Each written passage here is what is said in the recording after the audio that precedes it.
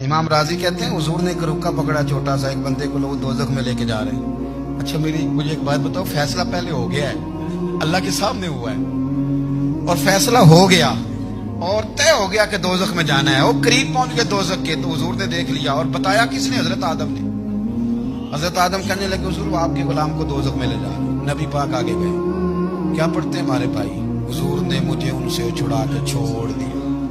نبی پاک صلی اللہ علیہ وسلم آگے کہ ادھر آؤ، کہاں لے کے جا رہے ہو؟ اللہ کے سامنے فیصلہ ہوا ہے نا، فرشتوں نے کیا ہے نا۔ فرشتے کو کسی سے بددیانتی تو نہیں نہ کرتے، فرشتوں نے جو کیا ٹھیک کیا ہے نا۔ کیوں لے کے جا رہے ہو؟ سونے گناہ زیادہ ہیں، نیکیاں تھوڑی ہیں۔ فرمایا میرے سامنے تو کسی فرشتے نے نہیں کہا کہ سونے ہم معاذ ہم کو بے ایمان ہے، ہماری کوئی سے زد چل ساڈا کو بننا سان جائے دے نال۔ بھائی میرا مطلب ہے صحیح تولا ہے، فیصلہ ہے، دوبارہ تولو۔ کوئی رب بھی فرماتا ہے جیسے میرا محبوب کہتا ہے ویسے ہی کرنا، وہ کوئی نہیں دوبارہ تول لو، کوئی حرج نہیں، تولو نہ دوبارہ۔ فرشتے دوبارہ آئیں گے، انہوں نے دوبارہ تولا، ایک پلڑے میں نیکیاں ایک پلڑے میں گناہ۔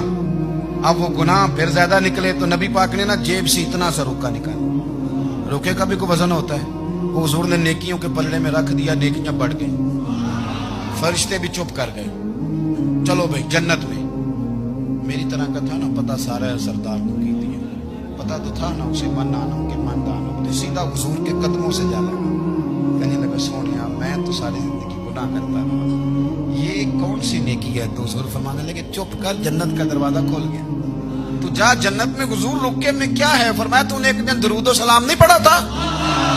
میں نے تیرا سنبھال کے رکھا ہوا تیرا درود شریف، وہ نعرے رسالت بھی تو نے لگائے تھے، وہ تو کھول کے میرے تذکرے میں نے تیرا سنبھال لیا۔ دوزخ میں میں تو کیا میرا سایہ نہ جائے، کیونکہ رسول پاک سے دیکھا نہ جائے۔